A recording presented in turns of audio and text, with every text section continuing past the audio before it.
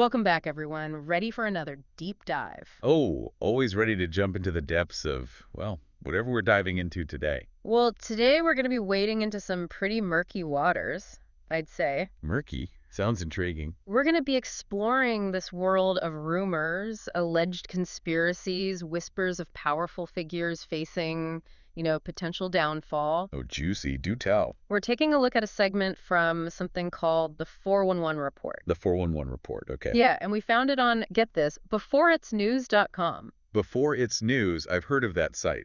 It's kind of a rabbit hole, isn't it? Oh, it's a deep one. And let me tell you, this report doesn't just hint at big events, it practically shouts them from the rooftops. Well, that's certainly one way to grab attention. What kind of big events are we talking about here? Well, buckle up, because some of these claims are, well, pretty wild. I'm all ears. Okay, so one of the things that really jumps out is this prediction of mass arrests. Like, the report says 70 arrest warrants are just waiting to be served. 70. Wow. And who are these warrants supposedly targeting? Big names. They're talking about figures in D.C., Virginia, New York. Specifically, they name Democratic Senators Chuck Schumer and Richard Blumenthal. Schumer, Blumenthal. Okay, anyone else? Yeah, they also mentioned Tim Kaine. Okay. Oh, right. Hillary Clinton's former running mate. So there's definitely a political angle here. You got it. And the report, directly links these supposed arrests to Jeff Sessions' confirmation as Attorney General. Back when this report came out, it's like they're setting up this whole image of this huge, imminent crackdown. Creating that sense of anticipation of something big about to happen. It's a way to hook the reader, keep them on the edge of their seats. Totally. And it gets even wilder because they claim that there have already been 474 arrests in California, all connected to a Hollywood pedophile ring. Wait, 474 arrests? That's a massive number. If that were true, you'd think it would be all over the news. Right. That's exactly what I thought. But the report emphasizes that these arrests were, only covered by local news, not the so-called quote-unquote corporate media. Ah, the corporate media. Yeah. That's a term often used to discredit mainstream news outlets to suggest they're part of some kind of cover-up. Yep. It's a way to create this us versus them dynamic, we know the truth and they're hiding it from you. So it makes you wonder why this focus on these particular claims and these specific individuals. What's the bigger picture they're trying to paint? Well, one figure who keeps popping up is Bill Clinton. Bill Clinton. Interesting. And what role do they assign him in all of this? They claim he's actually providing evidence against Hillary Clinton that will lead to, you guessed it, her arrest. Oh, so they're going with that old chestnut. Didn't think we'd escape that one. Nope. Still going strong in some corners of the internet. And they even cite a Pentagon source as proof. A Pentagon source. Sounds very official, doesn't it? But of course, they don't give any specifics about who this source might be or how reliable their information is. Right. Just a vague reference to a Pentagon source to add a layer of credibility. And to really hammer home their point, they actually include the lock her up chant. Oh, wow. Taking us right back to the 2016 election with that one. It's pretty clear what kind of audience they're trying to reach with this report. Yeah, no subtlety there. It feels like they're playing to a very specific audience, people who already distrust the Clintons, who are looking for confirmation of their beliefs. It's like they're feeding into a pre-existing narrative, providing fuel for that fire of distrust and suspicion. And speaking of suspicion, they connect Bill Clinton to, wait for it, Jeffrey Epstein. Jeffrey Epstein. Okay, so now they're bringing in real-world events. The Epstein case obviously is very disturbing and continues to raise all sorts of questions. Exactly. And they claim that there was this raid on Epstein's private island, that children were freed, traffickers were arrested, and they even speculate that Clinton made a deal to avoid prosecution himself. So they're taking real-world events, like the Epstein controversy, which again is very real and very serious, and weaving it into this larger narrative of secret deals and powerful figures being exposed and brought down. It's almost like they're creating this sort of fictional world where justice prevails in a way that it often doesn't in the real world. It's like a Hollywood movie plot, right? Good versus evil, the truth is revealed, and the bad guys get what they deserve. And that kind of storytelling can be very appealing, especially to people who feel disillusioned or distrustful of official narratives. By presenting this version of reality where good always triumphs over evil, it taps into a very human desire for justice, for a sense of order. Makes sense. It's like they're offering a comforting narrative, a sense of hope that maybe, just maybe, things aren't as bad as they seem. Exactly. It's about providing that sense of hope, of reassurance, even if it's based on, well, let's just say, a rather selective interpretation of events. Okay, so we've got mass arrests, Hollywood pedophile rings, Bill Clinton making deals, and this is all just the tip of the iceberg. Sounds like we're just getting started. This 411 report seems to be a real treasure trove of interesting claims. Oh, it is. And it gets even wilder. We haven't even touched on their claims about the CIA and the Vatican. The CIA and the Vatican. Now, that's a combination I didn't see coming. Tell me more. Well, they bring up Gina Haspel. Gina Haspel, the former deputy director of the You CIA. got it. And they allege she was involved in rendition to black sites, which is, transferring detainees to countries where they might face torture. That's a pretty serious accusation. And how does the Vatican fit into all of this? They somehow connect the Pope's dismissal of this leader within the Knights of Malta to a global power struggle. The Knights of Malta. Yeah, Wow. They're really casting a wide net here, aren't they? they are. And they suggest that the Pope's decision wasn't really about a dispute over condoms, as it was portrayed in the media, but was actually part of this much bigger, more sinister agenda. Ah, so a seemingly minor event is actually a sign of something much larger at play. It's a classic conspiracy theory trope. Right. It's like they're saying, don't believe the official story. There's always something more going on behind the scenes. And that can be a very seductive way of thinking, especially in a world where it feels like things are increasingly complex and difficult to understand. It's like they're offering a simple explanation for a complicated world. Everything is connected, everything is part of some grand plan. And in that world, knowing the truth makes you feel like you have some control, some agency. Right. You're not just a passive observer, you're in the know. You understand what's really going on. And that can be a powerful feeling, especially in times of uncertainty and change. So we've got arrests, pedophile rings, Bill Clinton, the CIA, the Vatican. A regular who's who of conspiracy theory targets. And it's all presented with this kind of like wink, wink, nudge, nudge humor, like they're sharing inside jokes with their audience. Right, it's presented in this way that's meant to be both entertaining and, well, reassuring. Like they're saying, don't worry, we're all in on the joke. We know what's really going on. It's like a secret club, right? Who doesn't want to be part of a secret club? Exactly. It's about creating that sense of belonging, of being in the know. But the implications of what they're suggesting are actually like really serious. Yes, absolutely. Yeah. And that highlights the importance of critical thinking when we encounter this kind of information online. It's easy to get swept up in a compelling story, especially when it's presented in a way that's both entertaining and validating of your existing beliefs. It's like you want to believe it, right? Because it makes sense of the world in a way that feels satisfying. Exactly. But it's crucial to remember that these are just claims. They're not necessarily facts.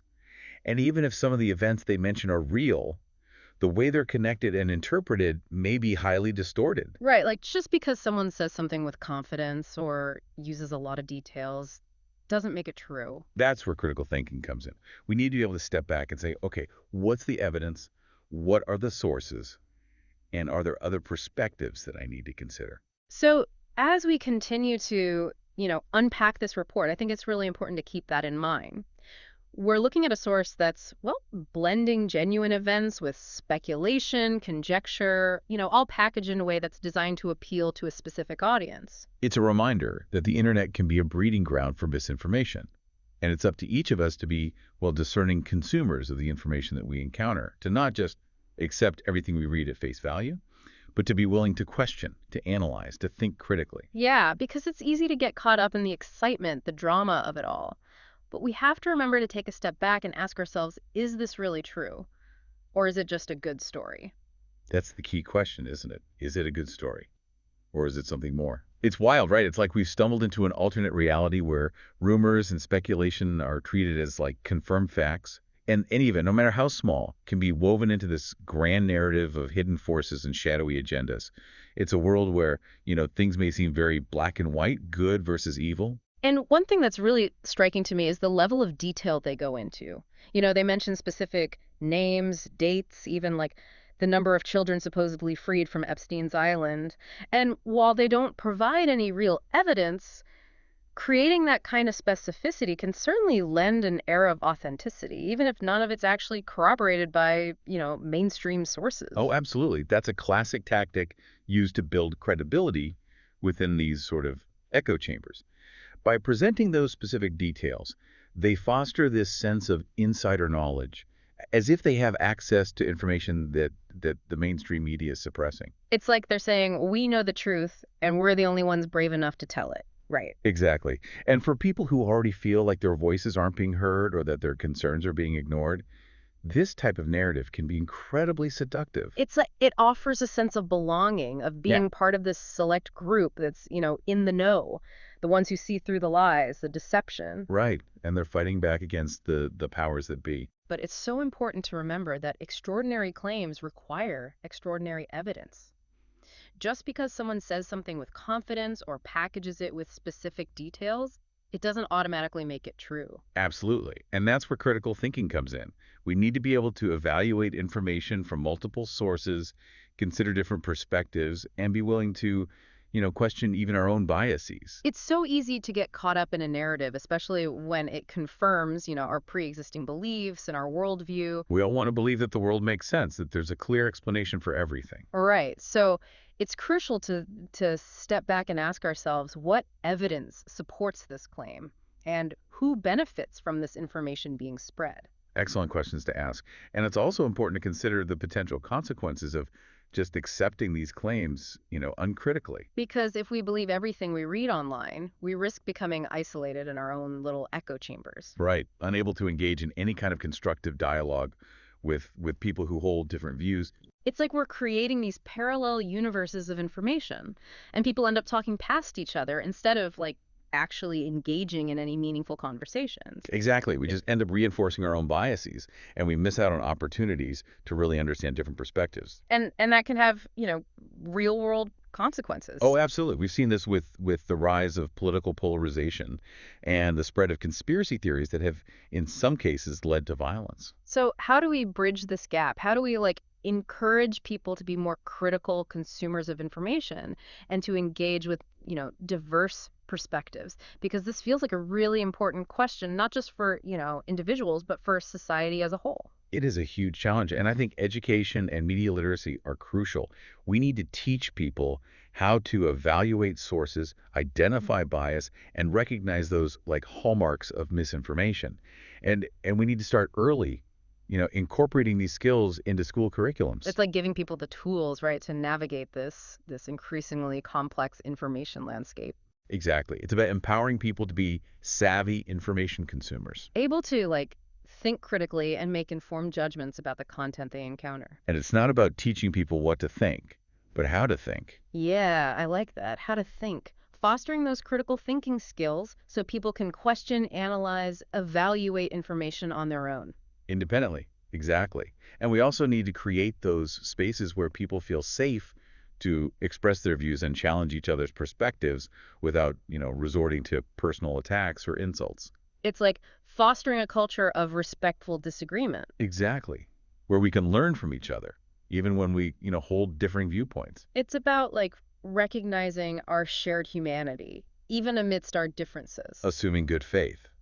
Engaging with each other in a way that's both honest and respectful. Which is not always easy. No, it's not. Right. But it's essential. Because we're all in this together, right? We are. We all have a responsibility to create a more informed, a more civil society. So as we, move towards wrapping up our deep dive into this report, I'm curious, what stands out to you? What did you find most surprising or insightful? What questions are still lingering in your mind?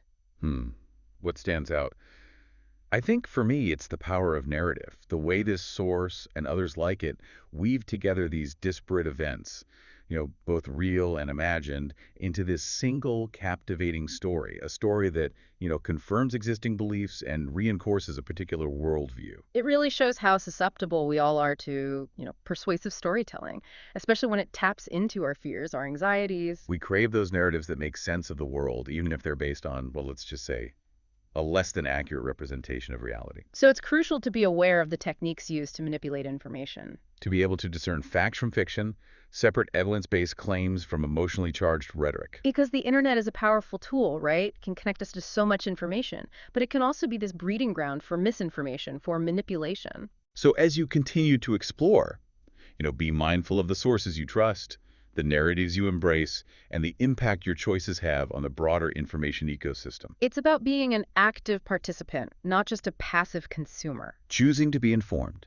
being critical, engaged. Recognizing that we all have a responsibility to promote truth, understanding, even in the face of this constant barrage of information. Well said. It's really like we've fallen down this rabbit hole of online intrigue. You start with what seems like a pretty simple report, and suddenly you're in this world of alleged conspiracies and hidden agendas. And it's amazing how the internet just accelerates this kind of storytelling. You know, Yep. information just spreads so Yeah. rapidly, unfiltered, often without any context. It's like a game of telephone, right? Right. Where like a kernel of truth just gets distorted, exaggerated with each retelling. Totally. It creates those echo chambers where people only encounter information that kind of confirms what they already believe. And because it's coming from sources they trust, sources that claim to have, the inside scoop, it can be really hard to break free from that cycle. Yeah, it really raises that question of how we break out of these echo chambers Yeah. and how we foster, more critical engagement with the information we encounter online. It feels like a really big challenge, right? In this digital age we live It in. is. It's huge. It's like we need to develop this collective immune system against misinformation, Yeah. a way to recognize and resist those really seductive narratives that prey on our fears and our biases. And I think part of developing that immunity comes from really understanding the motivations behind those narratives, asking ourselves who benefits from spreading these claims? What are they trying to achieve? Yeah, that's a good point. In this case, it seems like, the source is trying to promote a very specific political agenda, appealing to a very specific audience that already distrusts mainstream media, government institutions. They're playing on those existing beliefs, those anxieties, presenting a world where those in power are corrupt and only they have the truth. Exactly. And by understanding that agenda, we can start to see through the rhetoric Yeah. and evaluate the information more objectively. And it's not about dismissing everything that challenges the mainstream narrative.